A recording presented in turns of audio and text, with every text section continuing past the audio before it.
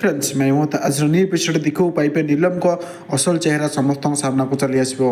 आदर्श पल्लवी ममता घरे थे। आदर्श को गोटे फोन आसवा। आदर्श तो फोन में कथा सारापर पल्लवी को कहती पल्लवी मत टे ऑफिस कम बाहर को जा पड़ो किसी असुविधा हो जाए। आदर्श पल्लवी आसी रास्ता मझे गाड़ी रखिदे कथा होते नीलम तक हजबैंड को कहती मुझ तुम सागर रही यही कथा कहीदे नीलम सेठू दौड़ा लगे दौड़ी दौड़ी आसुवा समय पल्लवी आखिक नजर पड़े। पल्लवी आदर्श कहती देख ये तो आम नीलम एत राति रोड मझे कौन पर से दौड़ी दौड़ी जाऊँगी चल आम जी। आदर्श पल्लवी जाए नीलम को धरी दिखती। आदर्श कहती तुम एत राति ये कौन करुच।